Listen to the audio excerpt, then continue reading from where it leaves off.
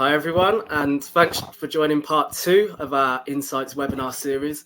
It's great to see so many of you here today across so many different sectors. Just looking at the attendees list here as well, I recognise a few of the names. So yeah, thanks for coming along, everyone. So for those that don't know me, and Jack and Hardeep, so I'm Jordan Smith. I'm one of the senior customer success managers here at Orlo, mainly hosting today, and I'll be running a Q&A at the end. But me personally, I'm working with clients daily to find solutions to the challenges. So along the way, throughout today's session, if there's any kind of extra words of wisdom that I can provide, then I certainly will. Next, we have Jack Fox, who's our senior digital consultant. Again, there's probably a number of people in the audience today that have spoken to Jack. So you'll already know when it comes to whole public sector insight and strategy, and definitely kind of working out and helping customers with identifying those challenges. He's the man. So really looking forward to hearing what Jack is going to share with us today. Finally, we have our Director of Product and Development, Hardeep. So Hards is the brains behind the technology. He really knows his stuff. So when it comes to that Q&A later, feel free, test him out when it comes to, the product, how it works, and more importantly, how you can then make decisions on the back of that. So, really excited to see what he's got to offer. So just a bit of housekeeping firstly before we get started. Today's session is going to run for approximately 60 minutes. So about 45 minutes of myself, Jack, and Hards talking, and then that 15-minute Q&A will be towards the end. With the Q&A, I guess what I'd say is, in terms of that Orlo community, what I love is just the range of different voices we have as part of that community, different sectors. And although it is a public sector focus, we've got a wide number of private sector organisations on board as well. It's always going to lead to an interesting discussion. So yeah, we're encouraging you to get involved. In Jack and Hards, you've got two experts there. So even if you're kind of facing a challenge at the moment, for example, feel free to jot it in that Q&A box just on the right hand side, not the chat box. There's an option now on the right that says Q&A. So any questions will get answered along the way. Don't worry about waiting until the end. I'll stop at various points so that we can pick up a few of those questions. The session will be recorded and the slides will also be sent to everyone after the webinar. For those that wanted to join part 1, but for whatever reason couldn't make it, we also have that available on our website. So yeah, there's plenty of ways to keep up to date. Now, today's topic is all around understanding the needs of your community to help guide policy and influence strategic decisions. Yeah, I'm really glad I'm on this webinar today because it's just such an important topic right now. I'm speaking to clients, and the common theme really amongst them all is it's just so important right now to be making the right decision, especially when it comes to resources and things like that. Any kind of extra help that our clients can get and anyone in the public sector can get is really appreciated. So I'm really keen to sort of cover these points today and see what comes out of it. A couple of the key discussion areas we'll be looking at is firstly, why comms should have a seat at your top table. Secondly, how technology can help bridge the gap left by traditional surveys engaging public opinion. Again, really good point on the surveys, because I know that response rate would have been declining massively, and it's still so important to understand the community. So anything that can help us with that is going to be invaluable, really.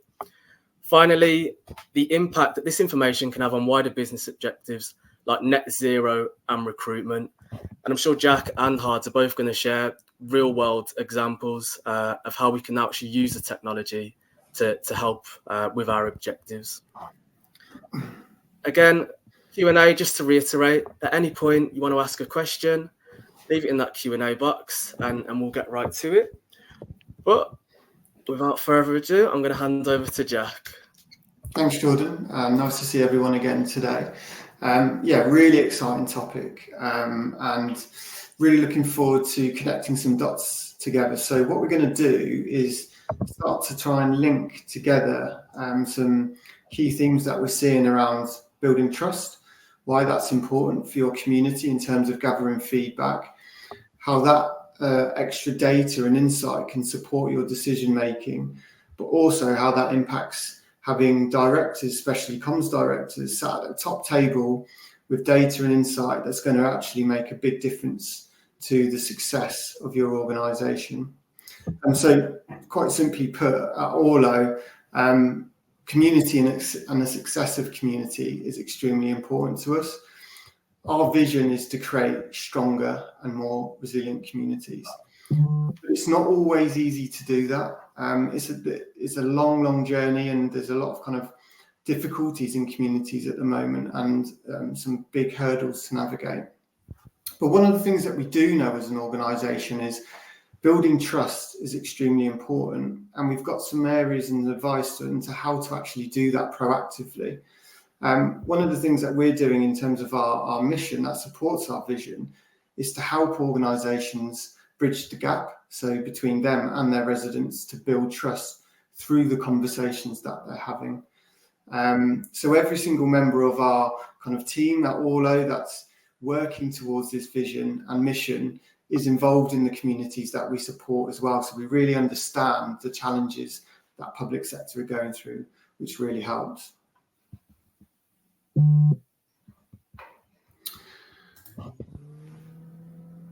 Now, what we've done over the 10 years that we've been working with public sector organisations is try and understand what the biggest kind of need or biggest area we need to move, and it's clearly trust between institutions, especially public sector ones, and the public is low, and it hasn't been lower than this for a long time. And the reason that is that trust between authority is kind of decreasing across all different sectors, especially those that have more of an authoritative stance, especially council-led or politically led. Generally speaking, people are now trusting kind of TikTok influencers and finding and kind of self-diagnosing and finding insight and advice kind of from people that are maybe unqualified to do so. But it's our mission to help support organisations to rebuild that trust with the communities that they serve. So really, why we've built this is we need to take a moment to look to the future in terms of whether you're a council, whether you're an NHS organisation, a police force, and ask the question honestly, what do we need to do to help our community, and what can we do differently? And what we know is that we're trying to move away from those top-down level solutions, and it's really an opportunity and a time to listen to our community and let them shape the agenda. And if we can do that really well, residents have got high expectations, but we want to drive positive change in the community for their lives and for their family. And what we found is it starts with being open and honest, and it's not always easy to do that, to really listen to your community and understand their needs, and as such create strategies and policies that engage communities and actually make a real difference and deliver on the experience. And if we can do this consistently, and it's not a silver bullet, there's lots and lots of things that we need to do to build to this. What we're passionate about and what we really believe is there is an opportunity here to turn the tables, and using technology as that bridge to support you to do that, especially people that are in comms teams that are actually engaging with people on the front line and making data part of everyday decision making, which is really tricky to do sometimes, and getting hold of that data.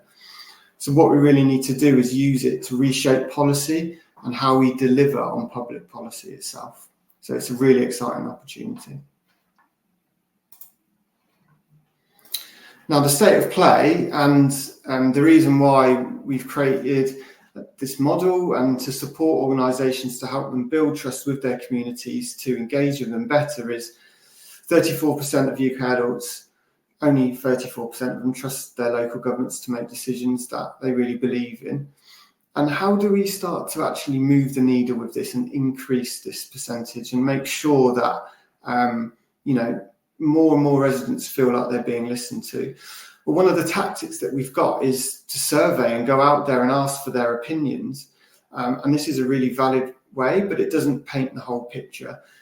The challenge we have is that less than 1% of residents respond to surveys. And I think all of us on this webinar know that many of those 1% are the same people, or same 10 people as we call it, STP, that actually are very vocal and will give you feedback. So there's a huge silent majority out there that actually you need to capture to inform the policies, the decisions, your strategic goals as you kind of mature as an organisation. The other element is budgets are obviously very, very tight. We're procuring solutions and surveys that can cost 40,000, 80,000, sometimes even more than that. So it's about how do we best use public money to gather insight to inform our decisions. But if we can do it really well, we can start to move the needle on some of these statistics and encourage people to give feedback and get involved. We know that humanising communication, so putting a face to the name and actually trying to put a face to the council and make it a human entity is a big challenge. And actually a lot of people don't feel like they are involved with the council decision making or have a voice. They do. It's about signposting them to the right areas, getting them involved, using social media channels to engage them, as well as other channels, newsletters, email, whatever channels you're using, but humanise the voice and the kind of brand of the council as well. It's really important.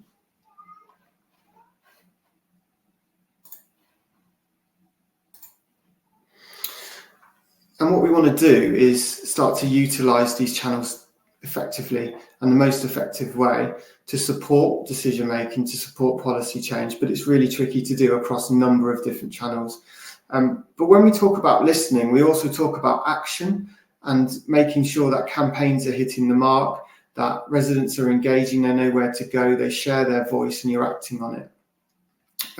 We know about 86% of the UK population are using social media in one way or another. So there's a huge opportunity here. And, 93% of those people are also accessing social media on the move on their mobile devices. So everyone is so connected. How do we leverage that the best we can? And we know that the public sector are competing with private sector as well in terms of talent. Whenever myself and Jordan and Hard speak to any type of organisation, whether it's NHS or local government, police force, housing associations, recruitment is a really big issue. And that's because of the fact that we are competing with other private sector organisations. So retaining and attaining top talent is really important. And we know about 80% of people use social media for their job search. So one of the organisations we work with, actually a local council, has halved their recruitment costs and increased applicants by about 30% by leveraging social media as well. So if we're going to deliver on increasing services, if we're going to have the best talent, and we need to keep the best talent and retain the top talent, social media is a great place to do that as well. And the NHS spends around £3 billion a year on recruiting people, and it costs about £3,500 to recruit someone through into the NHS. A lot of this is agency as well. So what can we do to really turn the tide on this and retain the talent to support organisations to deliver the best they can for their local communities? And one of the other things that we mentioned as part of this webinar is whenever we read a strategy or an annual report, a lot of it's directed at net zero. And some of the biggest blockers we found, as well as it being focused on residents, is actually that stakeholder and B2B relationship. So what can we do to educate businesses on how to best change to achieve their strategic goals like net zero as well? And what can we do to help listen to conversations that are going on to inform that strategy? So there's a lot going on. Recruitment, there's kind of net zero, there's using data to really support wider objectives, health outcomes. So there's a lot of data out there. Our job is to make it really simple and easy to use that data to inform what you're doing moving forward, longer term, but also make quick, strategic, tactical decisions. And one example I can quickly give before I hand over is I was talking to an NHS trust yesterday, and one of the things that they mentioned was they went out and went on social media and asked for feedback about how they could improve the services that they deliver in quite a diverse community. And overwhelmingly, especially from the Muslim community, was that when they're sitting in the waiting area, they just want a sign that's going to point to Mecca, in the direction of Mecca. And that little change has made such a big difference to the experience of a lot of their community. So that bit of data there, they wouldn't have uncovered without the level of insight that solutions can provide, like Orlo, to bridge that gap. So what Hardeep's going to do is take you through the detail of that and show you what Orlo Insights can provide to guide your strategic decision making. So thanks everyone, and I'll now hand over to Jordan. Brilliant, thanks Jack. And you raised some really interesting points there. I think just one of the key points you picked up on when you were talking about how much of a struggle it is at the moment for organisations to actually get accurate engagement from the public, is that I've been onboarding a number of new customers recently, and prior to them having that kind of technology available to them, we're almost in the dark, and I think it creates a bit of a vicious circle, really. I think was it 34 there's low trust in like 34% of councils. I think because what's happening is you're not 100% sure what the key areas are that you should be focusing on. So then inadvertently you make the wrong decision. That leads to low trust, and the cycle just then kind of continues, really. So it's I see this time and time again. I guess from your perspective, Jack, is this something you're seeing across the board? Because I know you're speaking to a lot of organisations at the moment. Yeah, I suppose from a private sector point of view, they're ahead of the curve, right? Because from a customer experience, voice of the customer, they're probably 15 years ahead of a lot of public sector, because their goals are different. Citizen experience is something we've only been hearing more recently within the public sector, and focusing our attention on the citizen and trying to make decisions that are based on their voice.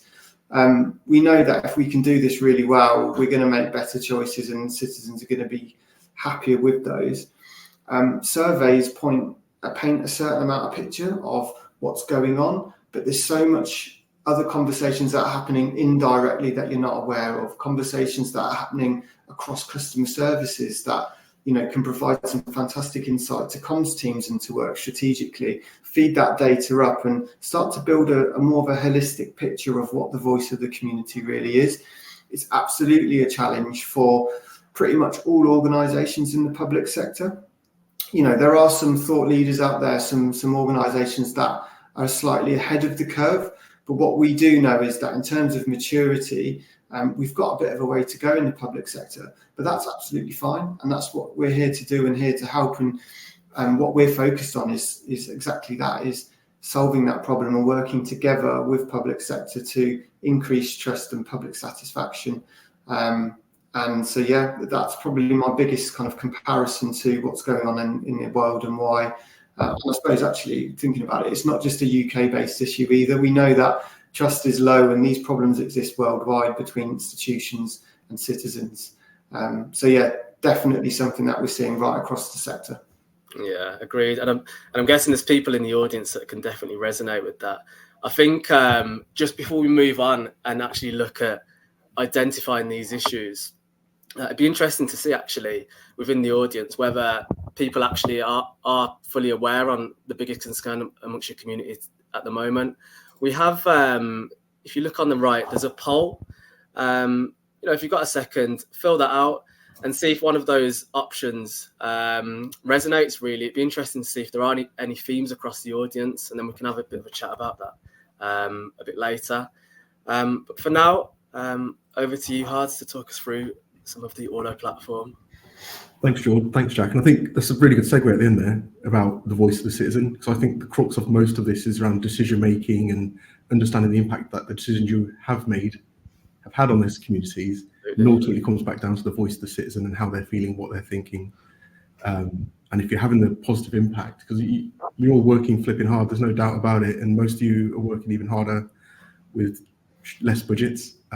So it's really important to see the impact that you guys are having. And a lot of the time it is positive as well. It's not always bad. My goal really today is to take you through the product, Orlo Insights, that we've recently launched, and sort of bring to life how Orlo can help you achieve some of the objectives that Jack mentioned earlier. And For us, the crux of it, it starts with the data itself. You have lots of it already. You've got, your contact center data. You've got the various survey data that you're doing as well. Whether it be periodically or pulse surveys.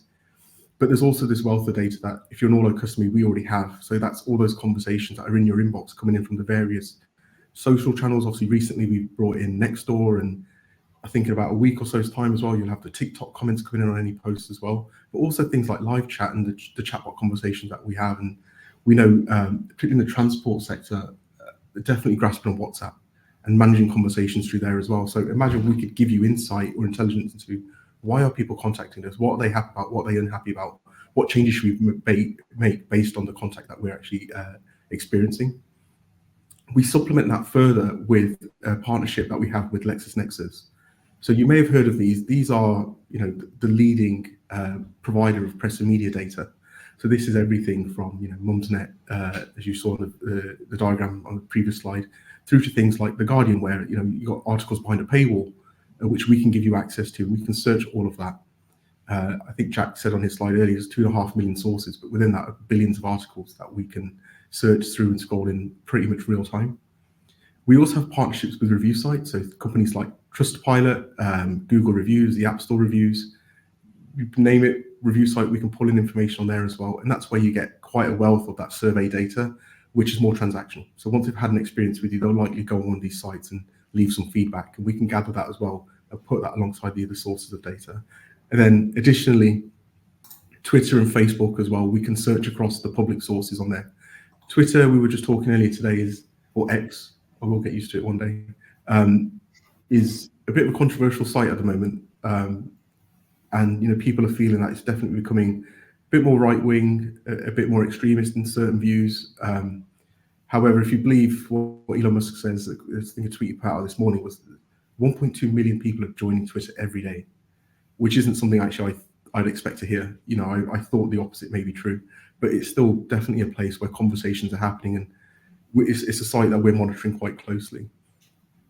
One of the challenges, though, with collecting all this data is understanding it and doing something with it and finding the time to do it. And that's what Olo Insights is. So that big blue box in the middle there, that's the bits I'm going to cover today, where we'll be talking about how Olo's AI, with homegrown AI and our advanced reporting capabilities, can help you sift through a lot of that noise and surface what's really important, what are the hot topics for your citizens, your tenants, your customers, and then really make action based on that. Now, action isn't always like, send a post out through Olo. It could be correcting misinformation. It could be responding to individuals directly through the Olo inbox. It could be driving automation, so pushing out PDFs to senior people so they can see what the trends are around conversations that are happening. But the biggest action that we see is actually how we can help you guide your policies and your more strategic decisions as well. And then ultimately see what the impact of that has been going on from there. So before we get into the product, a bit of a recap really on what I've just said there, and it's really how social media intelligence can help you inform your decision-making processes. Firstly, we just mentioned the billions of sources of data that you're going to have access to, but then Olo Insights will help you filter that down really easily, so you sift through all that noise and find just the data within that is relevant to you and the things that are most important to your current situation. We'll also show you how our AI helps identify the key topics and themes within that and how people are feeling about it. So you don't have to read it all. And I think there was a question that came in a moment ago, I don't remember the name, apologies, but also what demographic information we can find out as well and work out what's important to those various demographics, whether they be certain age groups, genders, or potentially locations and individual interests as well. So what the businesses think versus people who are in education.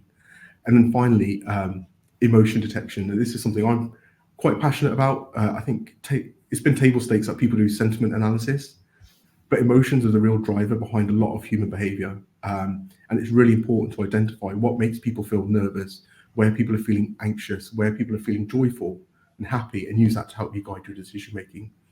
So with that, I'll dive into the product and show you how we can help. So I'll just give it, George, Jack, give me a nod if you can see my screen. It's always nervous on a live demo. Yeah, you can see it. Good. So we're going to focus on a scenario today, which is Birmingham City Council. I've picked this scenario because it's quite public at the moment. There's nothing here that will be sensitive that I will show you. And I think we're all sort of aware of the challenges they're facing. I think they are probably quite extreme. It's an extreme situation that I think a lot of organisations are facing, probably in in a lesser sense, with obviously the budget cuts having to face and with the bankruptcy, unfortunately, that they've had to go through. So it all starts here with creating your stream, right? And the stream is literally saying, I want to search for these topics amongst all our data. And how do we do that?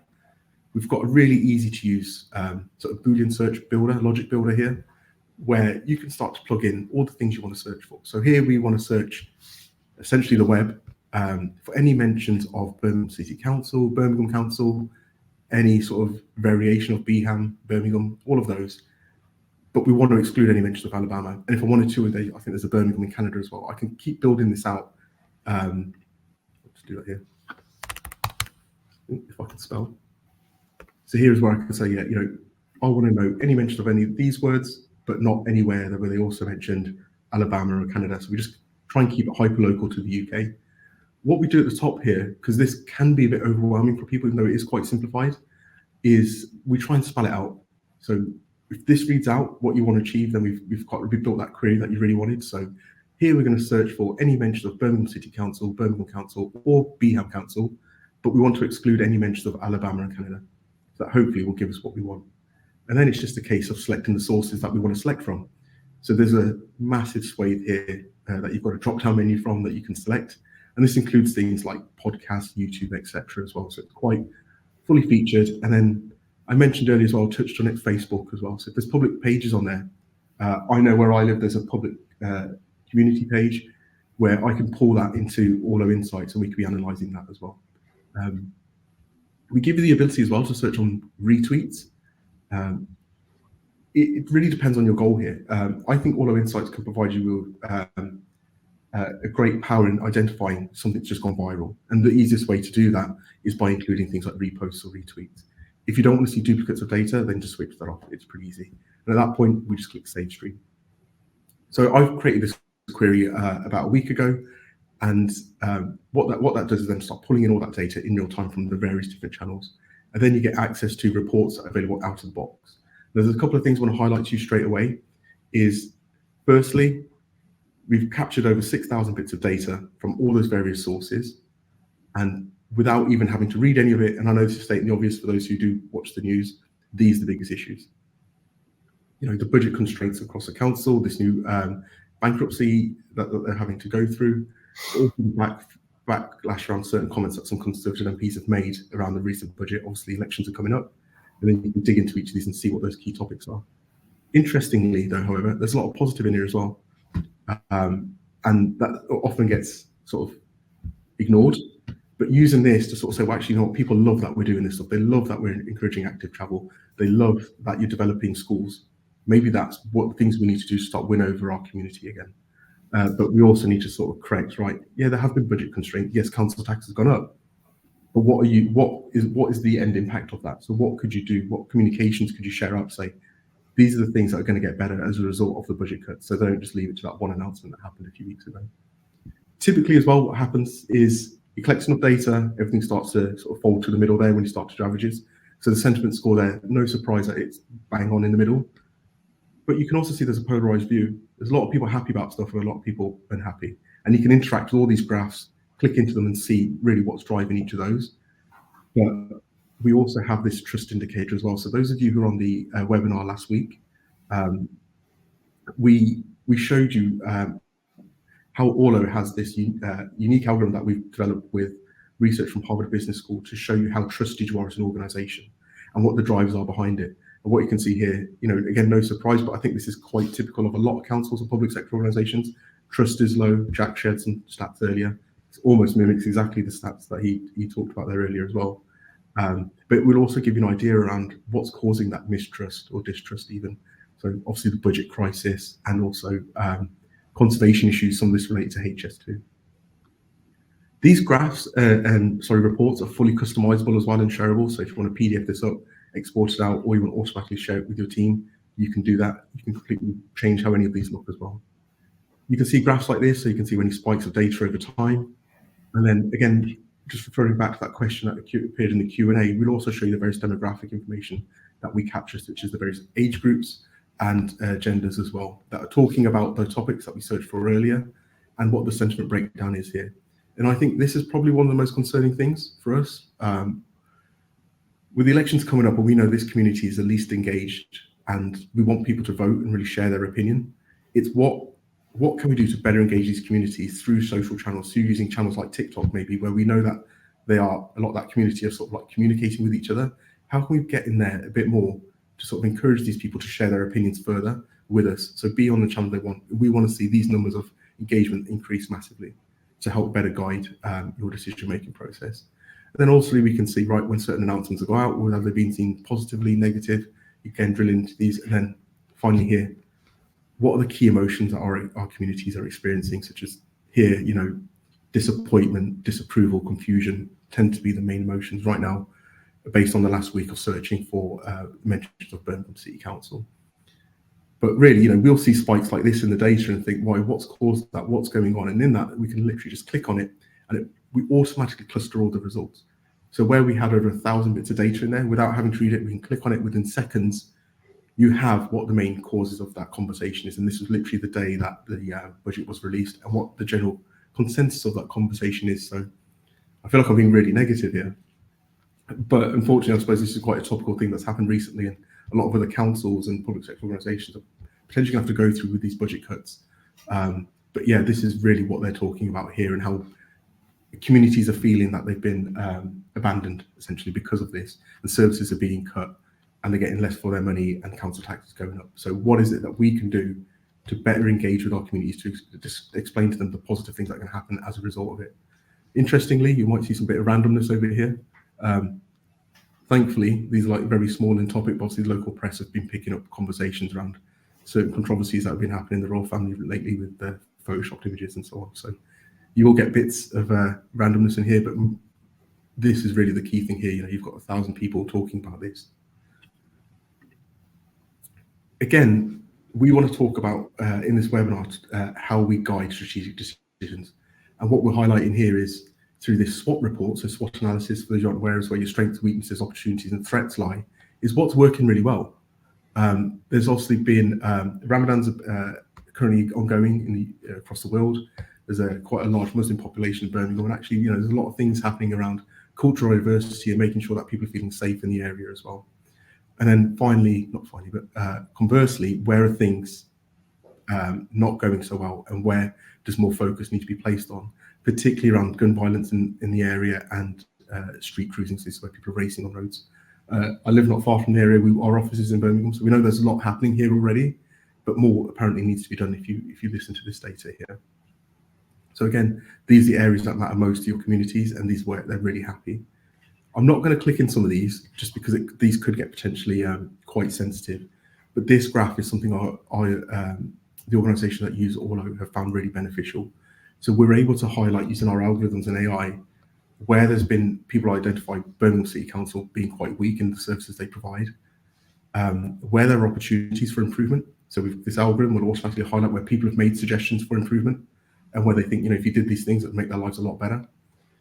Where they're feeling threatened, or where they feel like, the council isn't working in my best interest, and the sort of legal action I may want to take against them.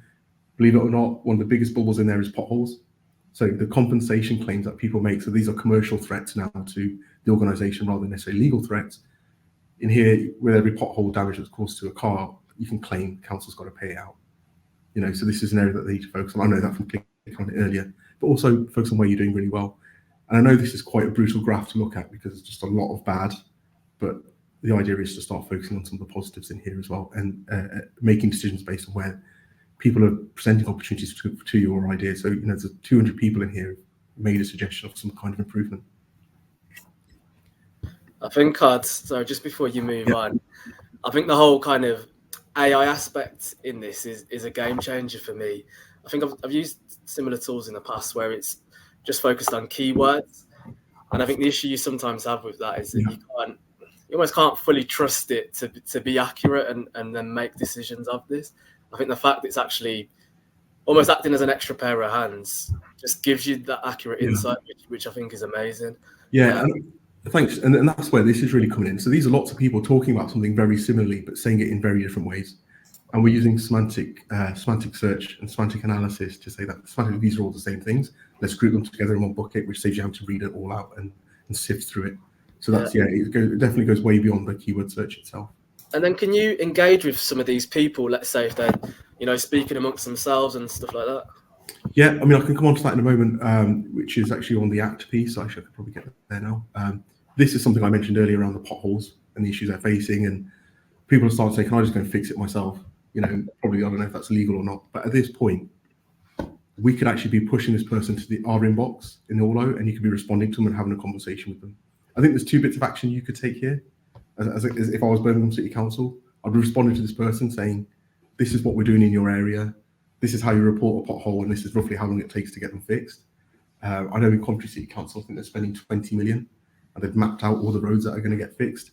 And then, if Birmingham City Council are doing the same, create a post. You can always, at any point within Orlo, you can create a social post to go out across all the channels in like seconds, minutes, even use ChatGPT to help generate that post for you if you've got a bit of writer's block, and actually share with the community. Right, we know there's an issue with potholes. I think it was in the news today, wasn't it, on BBC? I think I read it. Big article about roads being in the worst condition they've ever been in. Why not share with the community the reasons behind it? But unprecedented amounts of rain for decades, which is causing the roads just really to crumble, and councils are struggling for cash. Therefore, it's going to take longer to fix. But share some of that information with them to let them know what action's been taken. And I guess would it work in a sense of you're making those decisions that this is what you're going to focus on, and then you're looking at that trust, the trust indicator, to then start shifting to sort of measure success.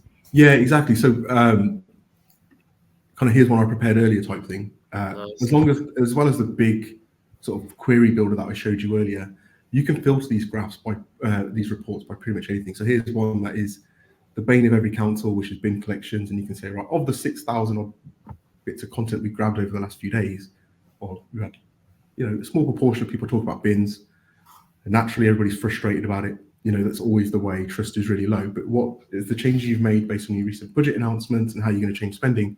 Let's see how that dial changes. And you can also then track that change over time as well. In terms of filtering, though, you literally have the ability to filter almost across every sort of segment of our data set. In other words, your various different search streams, sentiment. If you just care about people, what are people who are saying who are feeling vulnerable? What are they thinking? What are they talking about? Various different genders, ages, locations. If you wanted to drill down into, so within here, you could get down to the level of like Edgbaston. So if you're in Birmingham, that's like a ward within Birmingham. So you can filter it right down into almost postcode, but not quite, into a ward area, see what specific communities are thinking and feeling, but also interests as well, which is something I'm going to show you now if I could. So this is where, again, here's one I created earlier.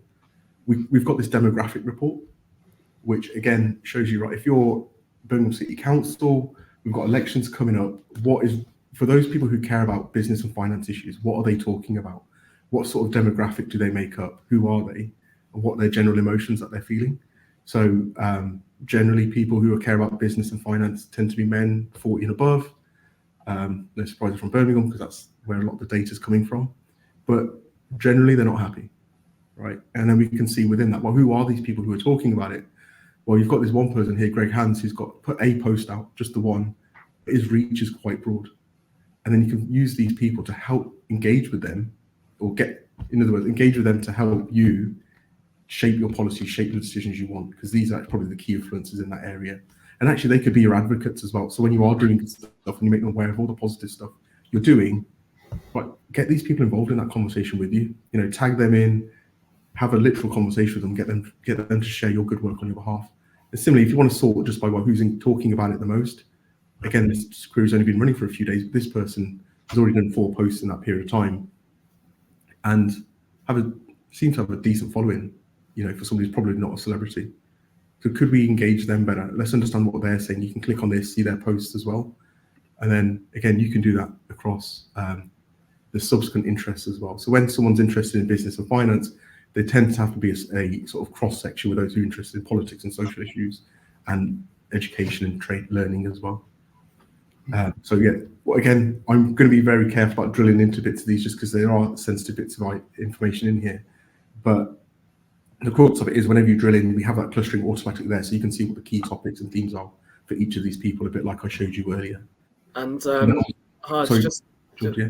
Just on the, could you reference some filtering then? And it looks like you can get really granular. Yeah. Someone's asked, is it possible to break down demographic data and sentiment by channel to help better shape messaging? Yeah, absolutely. I mean, you can build each of these graphs out by saying, which network and source do you care about most? I think this will be really interesting in the coming week when we introduce TikTok as well. It'll be really cool to see what those people who are in that, probably, I guess, 20 and below, what they're saying, the new voters, what are their interests, what's frustrating them, what are they really happy about as well. Yeah, completely different audience, isn't it? So you'd almost have a completely separate strategy. So yeah, looking forward to that as well. Great, cool. Hards, was there anything? Yeah, just the final bits really to talk about action. One of the really powerful things about all of insights is this ability to do this emerging theme alert.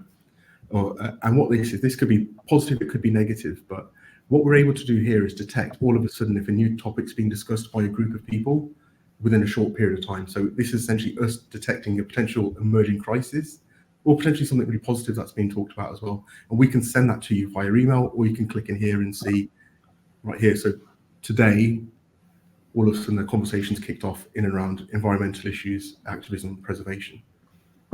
This is something that's very topical, just happened from this morning by the looks of it. And within an hour, there were 112 different mentions of that from different people. We can alert you to these issues via email, and they could be positive things as well, or you can come in here and see them. So you're not always going to be living in all over, completely appreciate that. And just to give you like an early indication of something that could be bubbling up that you may want to keep in mind when you are making some of those decisions, particularly as Jack mentioned earlier, some tactical ones which aren't so long-term or medium-term, they could be like immediate. We mentioned earlier about responding to people individually as well.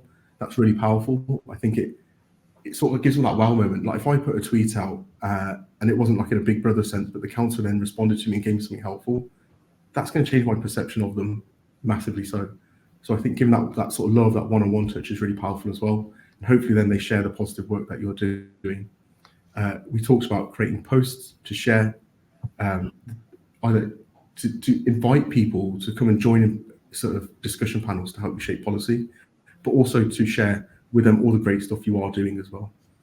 And then finally as well, if there are particular topics that you're interested in sort of being alerted to within that data set as it's coming in, a very topical thing at the moment is obviously violence against women and girls. That's, that is literally, you've got communities working together, whether that be housing associations, the NHS, the police, the councils, all working together to address this issue. If you ever want to search for any of those themes or topics, somebody talking about anything in and around that, all you've got to do is type in here the sort of the theme you want, and using the semantic search that I was alluding to earlier, will alert you to anybody talking about something similar in and around that topic, which you can then drive some action from. So whether that alert you to via email, assign it to an individual within order to respond to, or if you want to as well, you can use these webhooks here. So we've done this with some of the police forces where we've actually been able to push those messages into products like Microsoft Teams with very little effort, so that you can be made aware of it really quickly and jump on it as fast as possible. So that in essence is sort of like that very thin veneer of a demo that I just wanted to take you through today.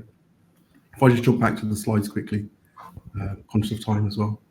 Yeah, I just wanted to add in here as well, as everyone on this webinar, think about your role as a comms person, comms manager, director of comms, and how this could put you on the front foot, because often it's a reactive role. You're kind of hearing maybe something secondhand, something's happened. Whether it's in the moment or strategically, we're giving you the data to be able to present to senior people to actually give you the evidence to make a decision and to show why you might need to do this campaign, or to say, actually, we shouldn't be doing this campaign because last time we did it, we got negative engagement and these are the reasons why. So it gives you data and insight to support your roles, but also give you that seat at the top table to start giving evidence-based strategic change, which for a lot of comms teams and for comms directors is a massive game changer. So we're seeing a lot of success in that way. So yeah, if you've got any questions on that, or would like to see anything more, I suppose I'm here to help, and Jordan and Hards too. 100%. Yeah, you've summarised my last slide for me really well there. So ultimately, or fundamentally, what we're trying to provide you with is a tool that helps you listen to your community wherever they happen to be, get quick understanding of it without having to read it all manually, and do it as quickly as possible to then help you drive some action, whether that is tactical or more strategic, like Jack said, they're really about shaping policies. And then obviously what we want you to then do is then listen to the community. How do they feel about the decisions you've made? Using the understanding, then act again, and it's hopefully the virtuous cycle. So with that, before I hand over to George for the Q&A, if you want to know more about All of Insights, again, I've done a very quick demo there of quite a thin veneer of what the product can do. Just type Insights into the Q&A box, and we'll reach out to you really quickly and get another demo, or there's a more specific presentation or Q&A that may be more relevant to you.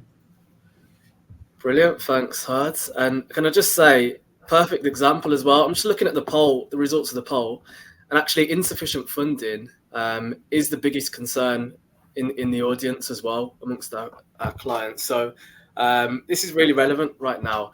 And I guess I know Hard has kind of quickly taken you through building the search and the reports, but myself and the wider customer success team are absolutely on hand to help in terms of support with setting those searches up, help building out the reports.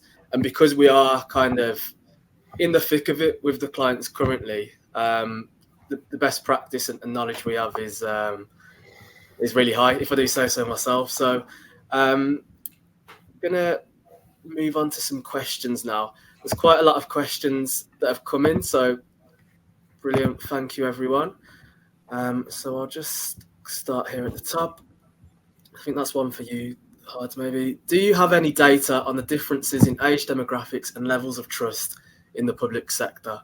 Yeah, so as hopefully I've showed you there, that trust indicator that we created there can be filtered on based on any of the demographic information we have. So right now that is location, gender, age groups, interests, and so on. So yeah, if you wanted to build out reports that show you trust based on the different demographics, you could absolutely do that as well. And obviously go beyond that, what are the emotions that each demographic feels, what the key things they're talking about. Yeah. Brilliant, thank you. I can just see another one here. I think this referenced one of your earlier slides, Hard. Is that 1.2 million people joining X every day?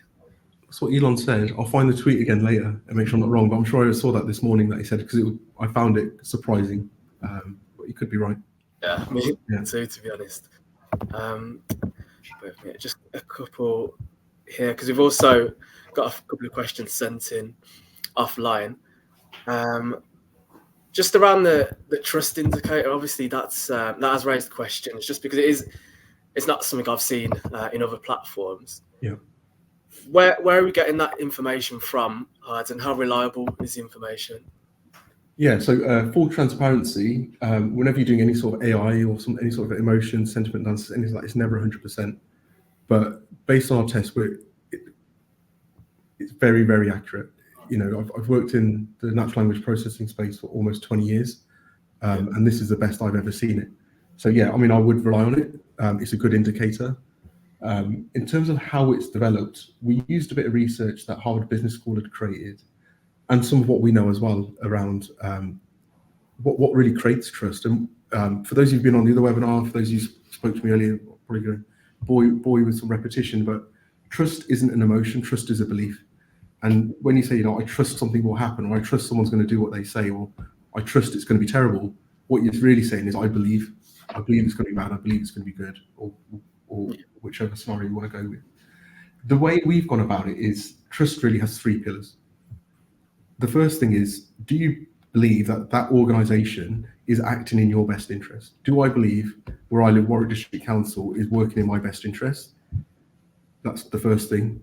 The second thing is, do I believe the things they are doing are the right thing as well?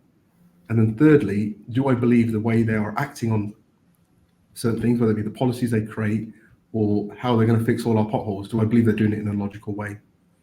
So in there, you've got a combination of approval, disapproval. Do they empathize with you? Are they doing things logically? And what we do is we take some of those emotions, and we also take sentiment as well, and we create a weighting. And we've got a calculation that sits then behind that amount of the community, of the entire community, how many people are trusting versus distrusting, and that's how you get your gauge. I'm trying to give you some of the science about it without giving all the secret sauce away as well. Secrets, yeah. But yeah, there's some good logic in there, how we've developed that algorithm. Okay.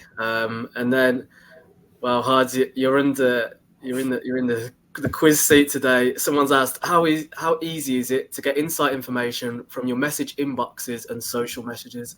I don't think our organisation will have a big footprint in online conversations. Yeah, do you know what? Funnily enough, that's where we started out when we were developing this product. We were like, we're sitting on all of this data that we know our users, our customers don't have the time to understand and analyze. So then we were like, so it was really like focus on what's going on in that inbox. Why are people contacting us? What are they happy about? What's causing frustrations? What are repeat issues that just keep happening over and over again? Because obviously the inbox tends to be quite reactive. And then obviously we have this other data set, which is the social listening side of things. And it made sense that we bolted that on as well. But in terms of how easy is it, if you've got an inbox in order that you're actively using, for us, it's a switch that you just flick on. It's just there and available, and we do all the analysis on top. Yeah, especially if you're getting like a load of direct messages coming in, and it's going on and on. It just takes all of that legwork out. Then essentially, as I said, you click the button, and then you've got your themes there, and then you can kind of say, right, these are the key things we need to be posting about. We need to put an FAQ out because we keep getting questions around this topic. That's it, and reduce contact because of it, and that's the action you've taken. Yeah. Yeah, exactly. Let me see. I think maybe one for you, Jack. Police forces. So someone's asked, am I right thinking police forces aren't allowed access to the insights tools, as this would be considered surveillance? No. Yeah. So sorry, Jack. I know it was aimed at you, but we've got a good partnership with Twitter, and that's basically where that original issue came from. Is they didn't quite understand what the forces were trying to do with the data in terms of being Big Brother and surveillance and all that sort of stuff. We've since been working really closely with them, and they've granted us a permission for the forces to be able to use Twitter as a listening source. That was the only place where traditionally it's ever been an issue. I think we're one of the few organisations in the world who have got that permission from X. So yeah, we're really proud of it. But yeah, if you're a force and you're interested in using social listening, reach out to us. I imagine it's Sophie that you're probably talking to, and we can get you set up. Okay, let's see.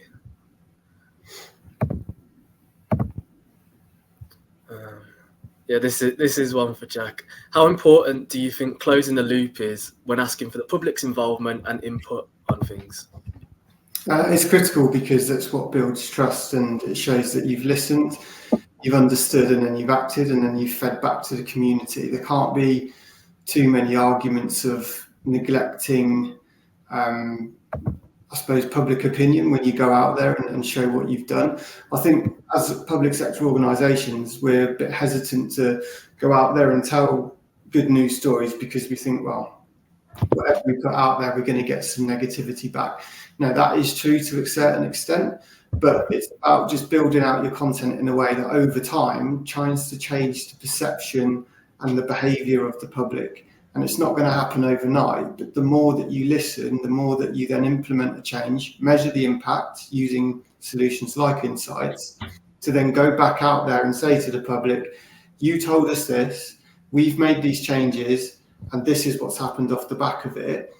That's what's going to encourage more people to actually engage with you and give you feedback moving forward. Because if they don't think you're listening, why would you bother responding? And I think that's the trouble with surveys as well, is we're kind of bored of them. We're surveyed every time we get off the phone. It takes time to do it. It's a long process. And unless we've got something really we want to shout about, we've got that kind of personality where we want to just moan and groan about things, or, give some constructive criticism. There's so many people out there that if you just did things a bit differently, and this is where the seat at the top table is really important from a comms point of view, is being able to showcase why it's a good decision to go and do a campaign, to collect feedback on decisions, feed that back in, and then make some more changes off the back of it. It's going to be a snowball effect. So if you are doing it, fantastic. If you're not doing it, have a chat with us. We can work out the best ways of being able to utilise solutions to do it in a way that's right for your organisation and where you are at the moment. Yeah, brilliant. Okay, I think there's just one more, just around costing. So someone's asked, is the AI advanced reporting an additional cost to Orlo? So yeah, there are costs associated with this. I think the best thing to do for the person that asked that, if you're a current customer of Orlo, get in touch with your account manager or even myself. I'll put my email address at the end of the presentation. If you're not a current Orlo customer, then yeah, contact a member of the team. I think Jack's probably best placed to discuss that.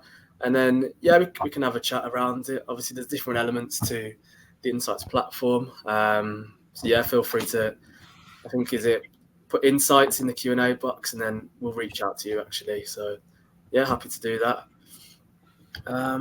Okay. So I think that covers everything then, which sets us up nicely. Unless, guys, was there anything that you wanted to sort of add there at the end in terms of final points? I know we've gone through a lot today. Not from me, no. No, likewise, I think we've covered off, like I said, a small part of what Orlo Insights can do. So if you want to know more information, just put Insights in the Q&A box and we'll reach out to you straight away. Yeah, absolutely. In terms of contacting us, here's our contact details. And as I mentioned at the start, this is a series of webinars. So if you've missed any of the previous ones, or you've tuned in just at the end there, you missed all the good stuff, you can get a recording of this and we'll send that to you. Also available on the website. And we do have part 3 of our series coming next Tuesday. So feel free to sign up and we'll see you there.